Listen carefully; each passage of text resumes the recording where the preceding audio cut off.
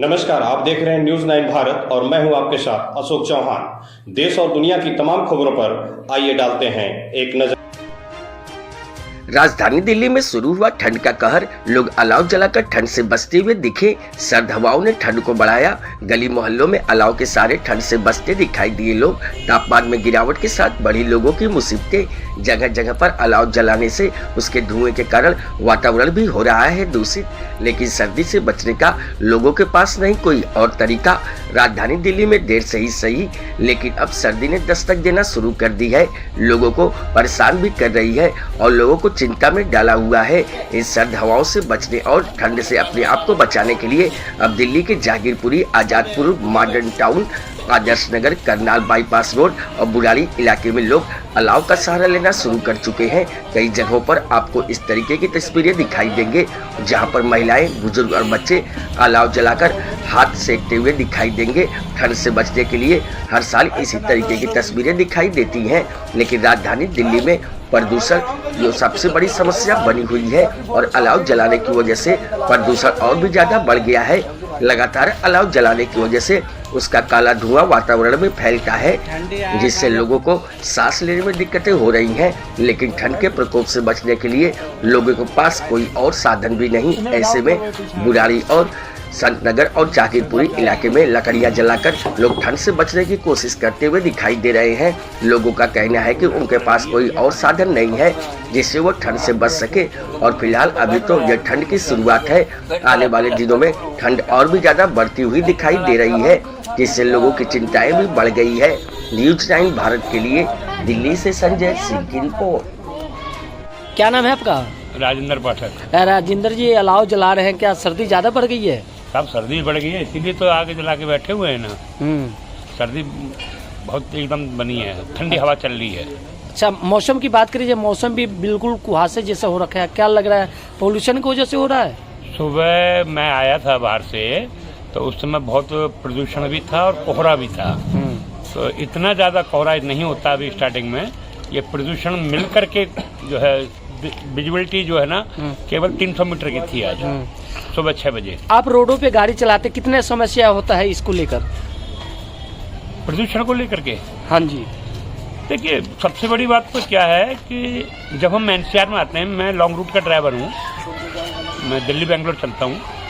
जब हम एनसीआर में जाते हैं ना, सबसे पहले एनसीआर में आते ही हमारे सिर में दर्द बनता है। ये प्रदूषण की मेहरबानी है। पहले केजरीवाल जी बोलते थे कि भाई पंजाब से आ रहा है, पराली जला रहे हैं इसलिए होता है। अब तो उनके अंडर में ना पंजाब भी, बट कुछ नहीं हो रहा है। और इस टाइम की बात करिए, जैसे आपने बताया कि रोड पर लॉन्ग रूट में चलते हैं तो कुहासे होती है। क्या लग रहा है उससे कितनी समस्या होती है गाड़ी चलाने में? हमारे देसी भाषा में बोलते हैं कि इस समय पर जो आदमी अपने आप को और गाड़ी को बचा ले एक्सीडेंट से, वही बचत है। यानी विजुअलिटी बहुत ज़्यादा कम हो जाती है, कोई भी काम नहीं करती लाइटें। और कई बार इसमें ना एक साथ में 8-8, 10-10 गाड़ी एक्सीडेंट हो जाती हैं। जल्दी इसमें हो नहीं सकती।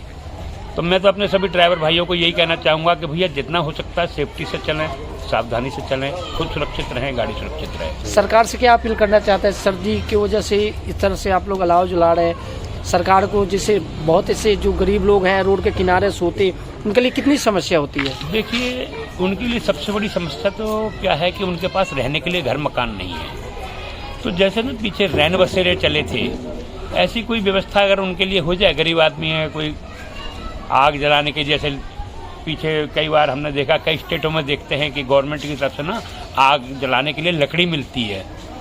तो कुछ ऐसी व्यवस्था, कुछ कपड़े गरम गरम या कोई रैन बसेरा टाइप का, उनका कुछ ऐसी व्यवस्था हो जाए कि वो सर्दी में अपना गुजारा कर सकें। क्योंकि सर्दियों में बहुत आदमी मरते हैं जो सर्दी सहन नहीं हो पाती, और ये खास करके हमारे जैसे बुढ़ों के लिए भारी पड़ती है। अभी तो अब मैं अपनी पर्सनल बात कर देता हूँ। अभी मेरे सीने में दर्द है, जिसको मैं जानता हूँ कि सर्दी की वजह से है। अभी छोटे बच्चे हैं, बुढ़े आदमी हैं, इनको बच्चों को, बुढ़ों को सेफ्टी ज़्यादा ज़रूरत है सर्दी से। और एक साथ इतनी सर्दी बनी है और मेरे को लगता है कि आने वाले समय में सर्दी ज़्यादा बढ़ेगी। क्या लग रहा है कि सर्दी रिकॉर्ड तोड़ेगी? तोड़ सकती है, कोई बड़ी चीज़ नहीं। पीछे तो आजकल तो रिकॉर्ड बनते ही टूटने के लिए। पीछे गर्मी के रिकॉर्ड टूटे थे, अब सर्दियों के रिकॉर्ड टूट जाएंगे।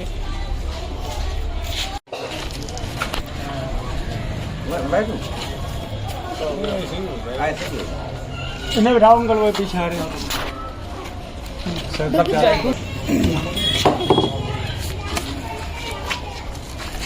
कंप्यूटर को लग रही है भैया सर्दी का। तुम बैठो ना यार, तुम बैठ चला मजबूर हूँ ऐसे ना लाके मजबूर हो जाते।